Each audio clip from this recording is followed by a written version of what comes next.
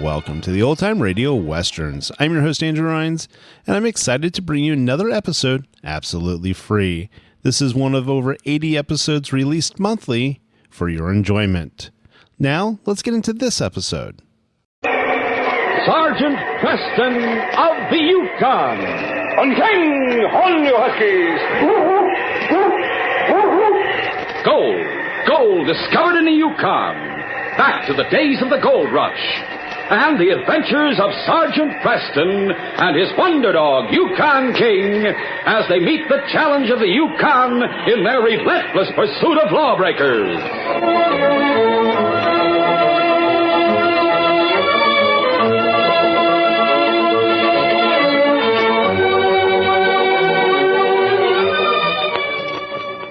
The Quaker Oats Company, makers of Quaker Puffed Wheat and Quaker Puffed Rice, the delicious cereals shot from guns, and the Mutual Broadcasting System present by special recording, Sergeant Preston of the Yukon.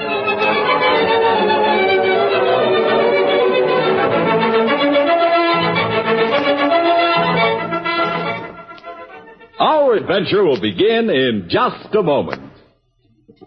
Safe drivers seldom have emergencies, but they can happen. And how you handle yourself and your car during an emergency may be a matter of life and death. For example, what should you do if your car catches on fire? The National Safety Council says the first thing to do is turn off the ignition. Next, get everybody out of the car. And, if possible, call the fire department. Use a fire extinguisher, you have one, or smother the fire with whatever is available. Water, sand, dirt, or a blanket. Be sure the fire is out before you start the engine again. Better yet, don't let a fire start. Be careful with your cigarettes. Avoid excessive use of the brakes going downhill. And have the electric and fueling systems checked regularly. Fires are costly and dangerous. This message is brought to you as a public service.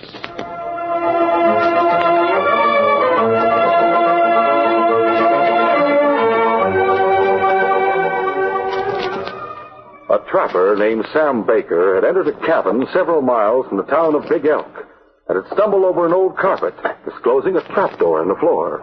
It must be a cellar beneath the shack.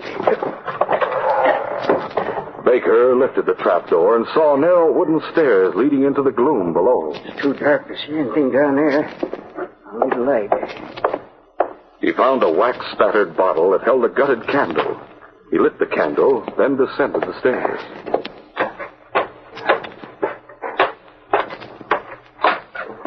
Hey, it is a cellar. A big one, too.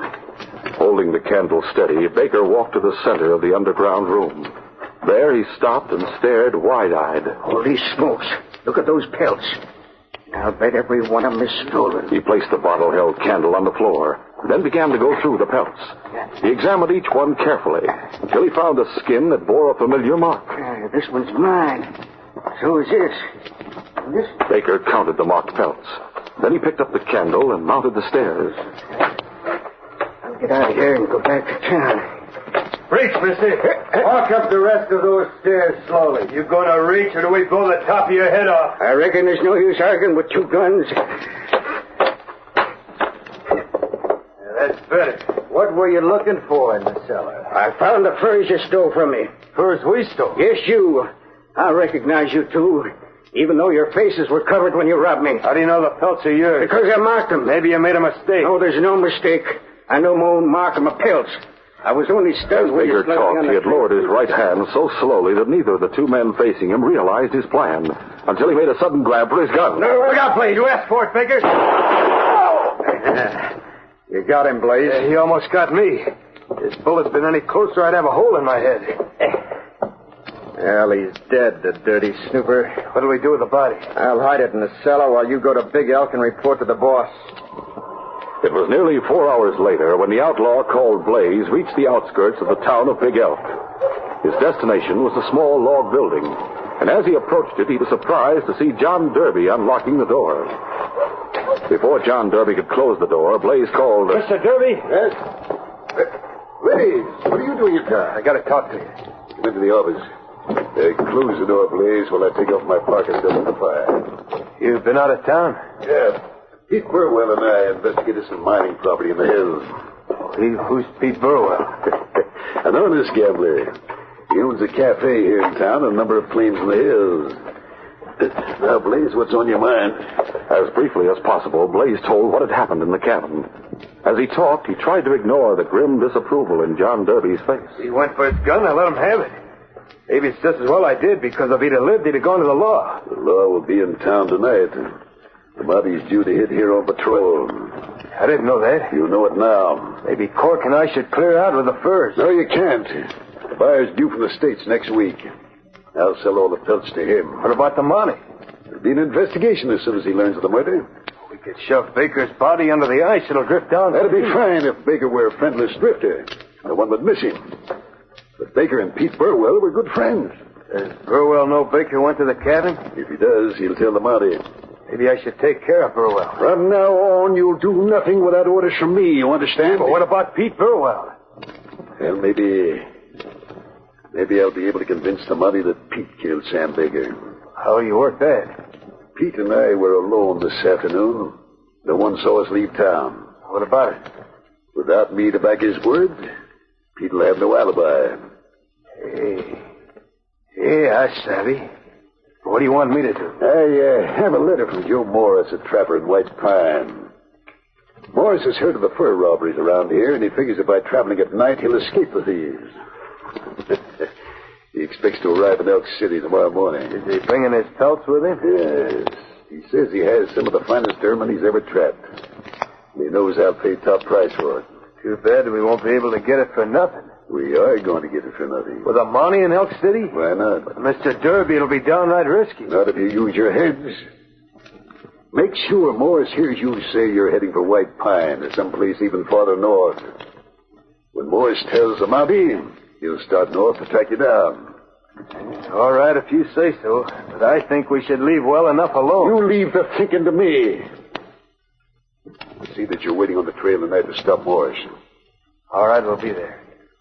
What about Baker's body? Shove it under the ice? No. Leave it in the cellar for the time being.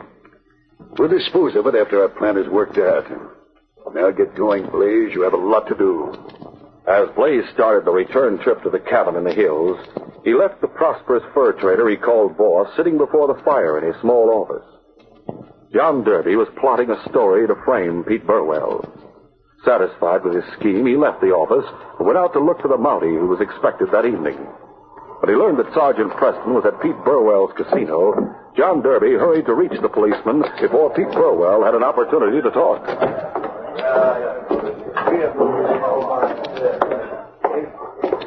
Oh, Zeb, is Sergeant Preston here? Yes, looking over the gambling tables. His dog's with him. Oh, yes, I see him. Oh, where's Pete Burwell? He's been out a little while ago, Mr. Derby. Didn't say where he's going. You want to see Pete? No, I want to see Sergeant Preston. Sergeant Preston? Yes? I'm John Derby. Oh, glad to know you. I've got to talk to you, Sergeant, but I'd like to talk privately. Very well, Derby. Suppose we go over to that corner table there. Fine. Nobody overhears that.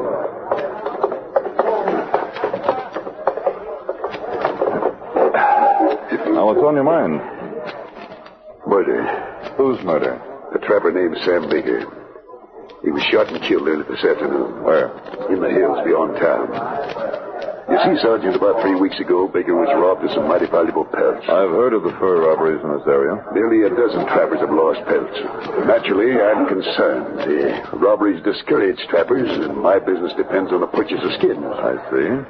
After the robbery, Baker rented a room behind the cafe from Pete Burwell. I thought he and Burwell were good friends. Now I know different. What do you mean? This morning, Pete Burwell and Sam Baker left town together. This evening, a trapper named Blaze came to my office. He saw Burwell and Baker in the hills this afternoon. Blaze said they were arguing. Pete pulled a gun, and killed Baker. Where's Blaze? He probably went back to his cabin. I'll send a man there at once and ask him to come into town. He'll tell you the story himself. Is Pete Burwell here? No, he left town shortly before you walked in, Sergeant Preston. Do you know where he was going? But he didn't say. I think he went to hide Baker's body. He'll figure he's safe. He doesn't know there was a witness to the murder. Thanks for the information. So what are you going to do, Sergeant? Find Pete Burwell. I'll be glad to help you. I have all the help I need, thanks. See you later, Derby. Come along, King. John Derby saw Sergeant Preston speak to the bartender. The white-aproned man led the Mountie and King to Pete Burwell's office at the far end of the cafe. The man and dog entered the office, and the door closed behind them. A short time later, the bartender returned to the cafe and resumed his duties. Still sitting at his table, John Derby supposed that Preston was in the office waiting for Pete Burwell. He didn't know that Sergeant Preston had secured a coat belonging to the cafe owner. From the coat, King got Burwell's scent. And then the dog and his master left the office by means of a door that led directly to the outside. The great dog King picked up Pete Burwell's scent outside the cafe. He had no difficulty following it. Heading for the hills, King? Keep going, boy. I'm with you. Soon the town of Big Elk lay behind the Mountie and his dog. Darkness fell, but King continued without slowing his pace. And then the moon rose, flooding the hills with light. Preston could see the tracks of the man he was following and knew he was within shouting distance of Pete Burwell. Good work, King. There's our man ahead. Hello there. Hello. I want to talk to you. Sure thing. You Pete Burwell? That's right. Who are you? Sergeant Preston, Northwest Mounted Police. Policeman, huh? Well, Sergeant Preston, you're the man I want to see. Really? I'm heading for a cabin about 2 miles north. A friend of mine went there this morning. I haven't heard from him since. I'm afraid he may be in trouble. Is your friend Sam Baker? You know him? I understand Baker's been murdered. Murdered? An eyewitness claims you shot him. That isn't true. I've never killed anyone. Very well, I'll have to take your gun. All right, Sergeant. Here. Gripping the barrel of his revolver, Pete handed the gun to Sergeant Preston. The Mountie stuck the weapon in his belt. Now I suppose the next thing is handcuffs. As long as you're disarmed, that won't be necessary. Standing beside his master, King knew that Pete was still a menace. Though Preston didn't know it, Pete Burwell had another gun. A sneak gun that was small and deadly.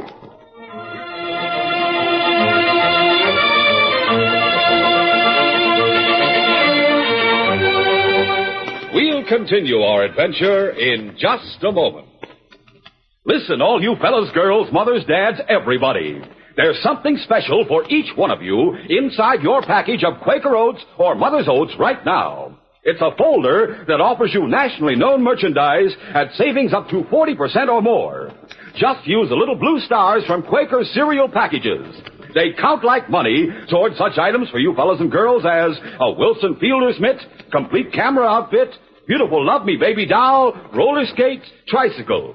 One of the items for you dads is a Remington Deluxe Shaver, regular $29.50 value, with 10 blue stars, only $18.83, a saving of over $10. And you ladies can save $40 on a 17-jewel Benrus watch. Just buy Quaker Oats or Mother's Oats, either quick or old-fashioned, round or square package. The folder inside gives you full details. Hurry! Save up to 40% or more on valuable and useful merchandise. Get Quaker Oats or Mother's Oats today.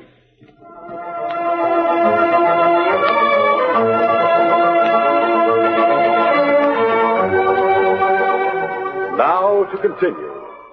Sergeant Preston and the great dog King had overtaken the man they sought.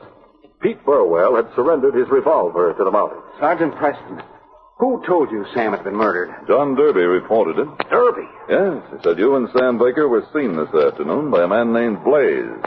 Blaze saw you shoot Baker. That's a lie. What's your story? I was east of here today with John Derby looking at some property. Oh? Anyone else with you? No. I don't know why John told you I killed Sam Baker. Sam and I are friends. Sam came to Elk City 3 weeks ago, determined to catch 2 crooks who robbed him. What made him think he could catch them? They slugged him and thought they knocked him out. He was stunned, but conscious enough to hear their conversation. I see. Learned that they have a shack somewhere outside of Elk City. Sam's looked for the place for the last 3 weeks. Yesterday, he took binoculars with him. That's how he spotted smoke coming from the chimney of an old trapper's cabin that's supposedly deserted. Did he investigate? No, he figured it'd take him an hour to reach the place, so rather than risk getting lost in the hills at night, he came back to town. He told me about the cabin, and as far as I know, he went there today. He didn't come back. Do you know where to find the cabin? Yes, I was going there when you stopped me. I thought Sam might be in trouble. We'll go there together. I hoped you'd say that, Sergeant Preston. What about my gun? I'll keep it. You've been accused of murder, Burwell. For the time being, you're under arrest. All right, Sergeant. Lead the way. In his anxiety to reach the cabin as soon as possible, Pete Burwell set a fast pace for himself. Sergeant Preston and King followed closely, and Pete knew that both man and dog watched his every move. Meanwhile, Blaze had reached the cabin. He gave his partner a detailed account of his talk with John Derby. Yeah, with a Mountie and Big Elk, it seems to me the smart thing for us to do would be to clear out. I thought of that, Cork. We'll not collect our share of the cash until Derby sells the furs. We run out now, we work for nothing and kill the man in the bargain. I'm staying to collect. Yeah, I'll get some grub ready. We'll eat now, then go out and wait for the trapper. Bring in some wood for the fire while I start things going. Why don't you bring it in? Been here all day doing nothing while I hike the Big Elk. All right, I'll get the wood. Dip the kettle over a barrel and put it in the stove.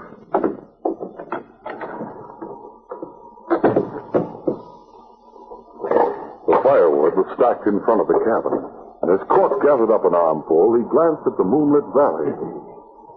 Looks like someone heading this way. For a moment, he stood motionless, watching the valley. The figures of two men and a dog emerged from the shadow of giant trees. There was no mistaking their destination. Coming here. Blaze. Huh? Look out the window. What's wrong? Plenty. Two men and a dog are heading this way. Maybe they're just looking for shelter for the night. And maybe they're looking for stolen furs like Baker was. Now listen, Blaze. I'm going up in the loft. I'll be able to cover them without being seen.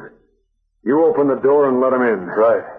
If they've come here to snoop, they're in for a surprise. Within a few minutes, there was a knock at the door.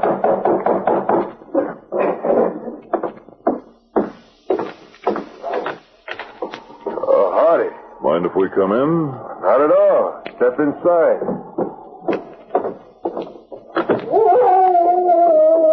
Baker's body was still in the cellar of the cabin. The great dog King was quick to sense the presence of death. His every instinct cried danger. This is Pete Burwell. I'm Sergeant Preston, Northwest Mounted Police. Police, huh? We're looking for a man named Sam Baker. Put up your hands. What? You heard what my partner said. He's up in the loft with his gun ready. Tell your dog to quiet, John, or I'll put my first bullet right between his eyes. Quiet, King. Quiet, boy. Sergeant Preston, if Sam came here and ran into these... Sam Baker came here, all right. He's still here. And he's alive. You're wrong, Burwell. Dead. You killed him. Yeah, we killed him. All right, take your guns, Blaze. I'll cover you. Don't either one of you get any ideas of making a fast move or grabbing Blaze and using him as a shield. Where I am, I can get you both without hitting my partner. Preston realized the futility of refusing to surrender his gun. He also knew King would be shot if he made a move to attack the killers. With his hands at shoulder level, the sergeant made no protest as Blaze disarmed him. Hey, there's the gun from your holster and the one you were carrying in your belt. That one belongs to me. The sergeant disarmed me on the trail. Shut up. At this time, Cork, come on down from the loft. I'll wait till you tie their hands. Make sure you tie them good and tight. With the hands of the two men tightly bound, Cork descended the ladder while his partner held a gun. Captain, I'll kill that dog if he doesn't shut up. Quiet, King. What'll we do with these two, Cork? Take them to the cellar. Then we'll tie their feet and leave them there. You go to town and report to the boss. You gonna stand guard? I have to go out in the trail and wait for Joe Morris. Somebody might come here and find these two while we're gone. There's not a chance in 1,000 that anyone will come here. But if they do, the two of us will shove the water barrel over the trap door. Without help, it'll be too heavy for anyone to move aside. What about the dog? We turn him loose? No. We might go back to town for help. We'll chain him in the cellar where he can't do any damage. Though the Mountie knew King was waiting for the command to attack, Preston remained silent. He knew that the odds were too great for the faithful dog. Without help, King could not disarm two killers. And with his hands tied, Preston was powerless to help. In the cellar, King was securely chained to a heavy upright log that supported the ceiling. Then, while he snarled low-voiced protests, Preston's feet were tied. Pete Burwell was also tied. And then Cork and Blaze mounted the narrow wooden stairs and slammed the trapdoor closed. The prisoners heard the water barrel being moved into place. Inch by inch, it scraped across the floor. Listening to the sound, Preston knew that it took all the strength of the two men to move the water-filled barrel. The great dog King struggled frantically to free himself of the chain, but it was hopeless. Easy, King. Easy, boy. King was as much a prisoner as his master, and equally helpless. Presently, the door of the cabin opened and slammed as Blaze and Cork went their separate ways.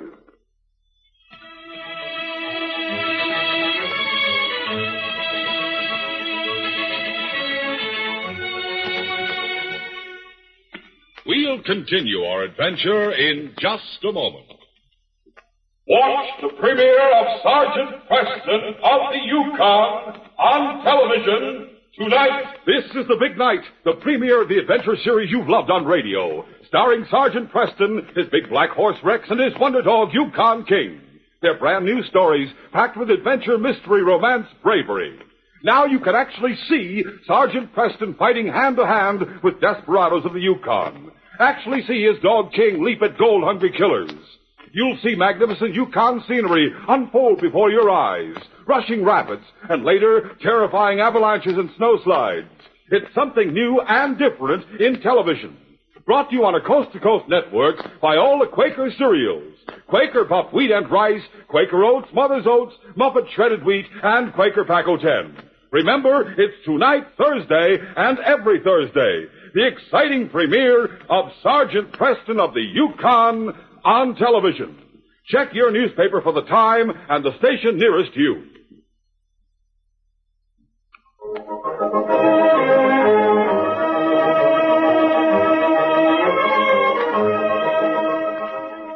Now to continue. The cellar was dark, but Sergeant Preston remembered seeing a bottle on the floor nearby. The bottle had held a candle that had apparently been forgotten by the man who had left it there. The Mountie squirmed along the floor, with his bound wrist reaching forward. It was only minutes before he found the bottle. Gripping the neck firmly, he raised his hands and smashed the bottle against the floor. Holding a piece of glass, Preston moved to Pete Burwell's side. Hold still, Pete. All right. Awkwardly, he began to saw the rope that bound Pete's wrists. It was slow, tedious work, but at length, the sharp edge of the glass cut through the rope and Pete's hands were free. Now, Sergeant, I'll use the glass to cut your wrists free. Smashing that bottle was a mighty smart idea. Good thing you thought of it. There. Thanks, please. Got to work on those ropes. Easy, King. As soon as I'm free, I'll take that chain off your collar, boy. As soon as the rope around his wrist had been cut away, Preston found another piece of glass. Both he and Pete Burwell worked on the rope around their ankles. Soon they were both on their feet, and the great dog King was free. Preston struck a match to the candle and placed the light on the floor. Now to get out of here. We have a big job ahead of us, Pete. That water barrel's on top of the trap door. If we both stand on the stairs and put our shoulders to the trap door, we may be able to open it. We'll try. Come on. These stairs are plenty narrow. Flimsy, too. I hope they'll support our weight. Let's give it a try. Ready, Sergeant? Yes. Both men placed their shoulders against the trapdoor and pushed. The door remained closed, and the stairs creaked dangerously beneath their weight. Both together now, Pete. Right. While the trapdoor resisted their best efforts to open it, the stairs collapsed. Sergeant Preston, you all right? Yes, Pete. How about you? I'm not hurt. Look at the stairs. Just a mass of kindling wood now. Now we'll never get out of here. With the stairs gone, we're really trapped. Too bad we have no guns. Oh? No. Gun wouldn't get us out of here. It'd be a help. We could put a couple of bullets through the water barrel, the water'd drain out. And by standing on your shoulders, I could open the door and haul you and King out of here. I never thought of that. Wishful thinking, Pete, that's all. Not so wishful, Sergeant Preston. What do you mean? When I started out tonight to look for Sam, I prepared for trouble. I generally keep this little derringer in the cash register at the casino. night, I put it up my sleeve.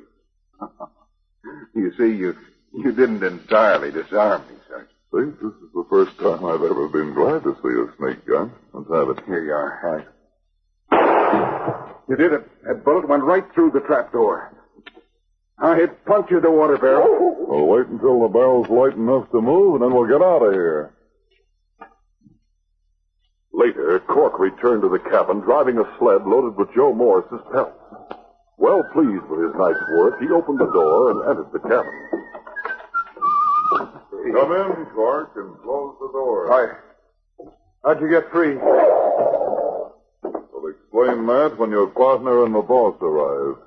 Take his gun, Pete. Right. We'll tie and gag him and wait for the other two. It was nearly daybreak when Blaze reached the cabin. He was accompanied by John Derby, the boss who had directed the activities of the fur thieves. As they approached the door, King sounded a low warning. Quiet, then.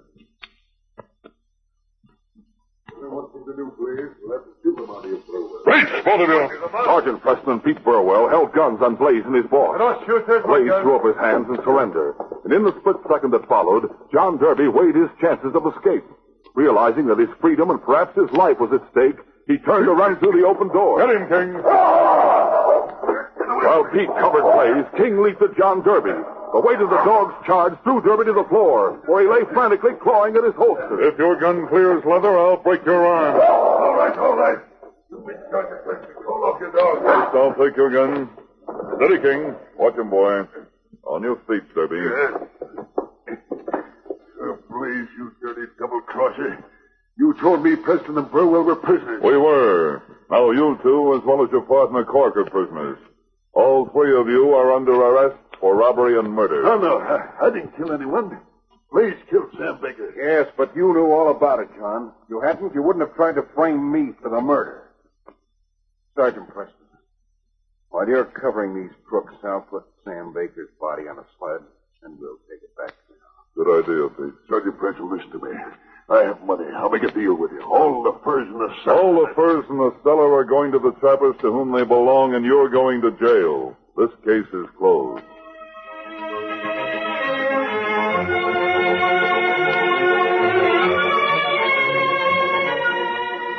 These Sergeant Preston of the Yukon Adventures are brought to you every Monday through Friday at this time by the Quaker Oats Company, makers of Quaker Puffed Wheat and Quaker Puffed Rice, the delicious cereals shot from guns.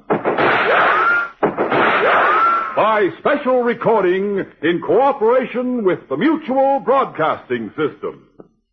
They are a copyrighted feature of Sergeant Preston of the Yukon Incorporated, created by George W. Trendle, produced by Trendle Campbell Muir Incorporated, and directed by Fred Flowerday. The part of Sergeant Preston is played by Paul Sutton.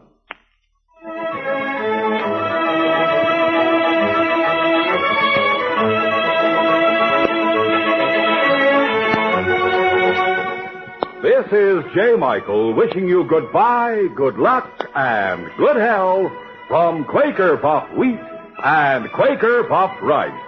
So long. This is Mutual, Radio Network for all America.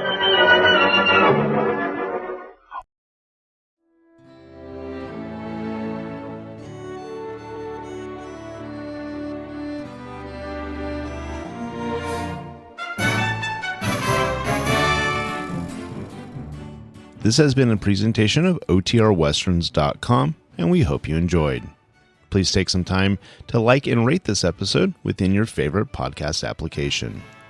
Follow us on Facebook by going to OTRWesterns.com/Facebook, and subscribe to our YouTube channel by going to OTRWesterns.com/YouTube. Become one of our ranch hands and unlock some exclusive content. We want to thank the following ranch hand, Steve, who joined us recently. You too can join by going to OTRWesterns.com/donate. Send us an email, podcast@OTRWesterns.com, and you can call and leave us a voicemail, 707-986-8739. This episode is copyright under the attribution, non-commercial, share-alike copyright. For more information, go to OTRWesterns.com/copyright. Have a great day, and thanks for listening.